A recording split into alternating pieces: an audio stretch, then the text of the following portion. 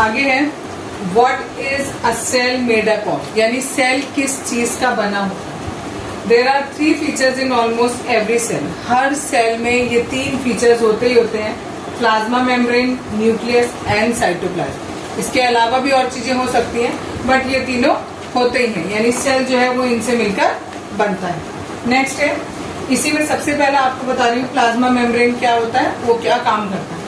Plasma membrane जो है वो outermost covering of cell होती है that separates the content of cell from its external environment. Just suppose ये एक सेल है, ये इसके अंदर का कंटेंट है, ठीक है, और ये बाहर का एनवायरनमेंट।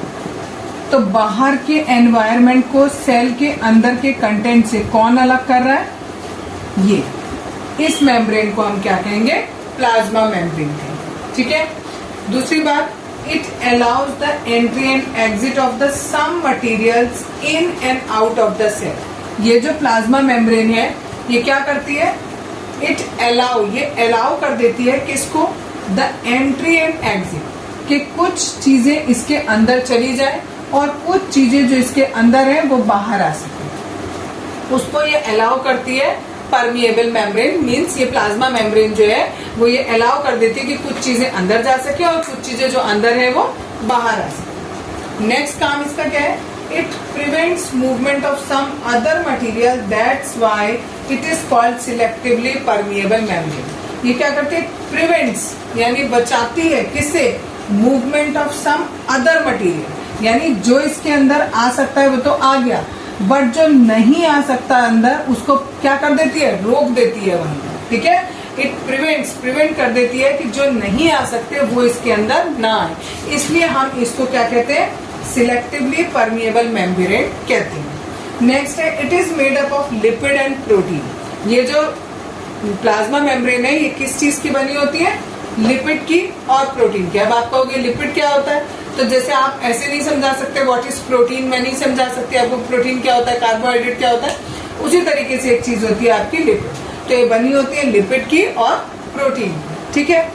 आगे आप इसी में प्लाज्मा मेम्ब्रेन में अभी आप पढ़ रहे हो कि ये कुछ चीजों को अंदर आने देता है, कुछ चीजों को बाहर जाने देता है। उसी से रिलेटेड 2 आपके प्रोसेस हैं, that is diffusion and osmosis. बहुत इंपॉर्टेंट है, इन दोनों के बीच का डिफरेंस जनरली पेपर में पूछा जाता है। डिफ्यूजन किसे कहते हैं, movement of substance from a region of high concentration to low concentration.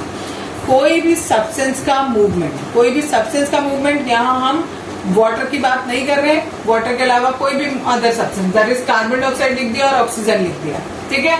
यहाँ पर लिखा है मैंने कार्बन डाइऑक्साइड और ऑक्सीजन, यानी यहाँ पर जो हमारा मूवमेंट हो रहा है वो किसका मूवमेंट हो रहा है, गैसेस का मूवमेंट हो रहा है। कहाँ से कहाँ को हो रहा है, हाई कंसेंट्रेशन से लो कंसेंट्रेशन पे हो रहा है। इसका बहुत अच्छा एग्जाम्पल डिफ्यूजन का, जस्ट सपोज आप एक जगह पर खड़े हो और आपने डीओ को प्रेस किया, तो जिस जगह आपने उसको प्रेस किया वहां पर उसका कंसेंट्रेशन हाई है, बिकॉज वहीं पे अभी अभी निकला है, और बाकी सारी जगह क्या है, उसका कंसेंट्रेशन कम है।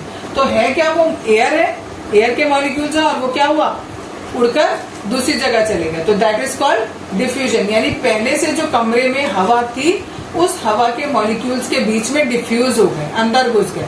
किसके मॉलिक्यूल, जो हमने डीओ छिड़का उसके मॉलिक्यूल्स बहुत अच्छे से कमरे के अंदर जो पहले से मॉलिक्यूल्स थे उसके अंदर डिफ्यूज हो गए। That is the process of diffusion, ठीक। याद रखना है, हाई कंसेंट्रेशन से लो कंसेंट्रेशन की तरफ ही जाएगा। कंसेंट्रेशन समझ रहे हो ना, सपोज करो एक गिलास पानी है, उस एक गिलास पानी में मैंने 1 चम्मच चीनी डाली और एक दूसरा गिलास पानी है उसमें मैंने 10 चम्मच चीनी डाला, तो कंसेंट्रेशन किसका हाई होगा, जहां 10 चम्मच चीनी है वहां का कंसेंट्रेशन हाई होगा। तो ऐसे समझो high concentration and low concentration, जिस जगह पर जिस चीज को फैलना है, जिस जगह वो ज्यादा है वहां से फैलेगी किस तरफ, जहां कम है उधर चली जाए, दैट इज डिफ्यूजन। नेक्स्ट है ऑस्मोसिस, बिल्कुल सेम प्रोसेस है, बस यहाँ पर हमारा मूवमेंट किसका हो रहा है, पानी का हो रहा है। यहाँ पर मूवमेंट किसका हो रहा था, किसी सब्सटेंस का हो रहा था, जनरली गैसेस का, ठीक है। और यहाँ पर ऑस्मोसिस में क्या हो रहा है, मूवमेंट ऑफ वाटर, किसके through, through selectively permeable membrane. फिर से वही, from the region of high concentration to low concentration. इसका बहुत अच्छा एग्जाम्पल है कि आप लोग घर में, आपके अधिकतर मम्मियां करती होंगी, किशमिश होती है, रात में भिगो के रख देती है, सुबह उठो तो वो फूली हुई दिखती है, ठीक है। ये इसका बेस्ट एग्जाम्पल है।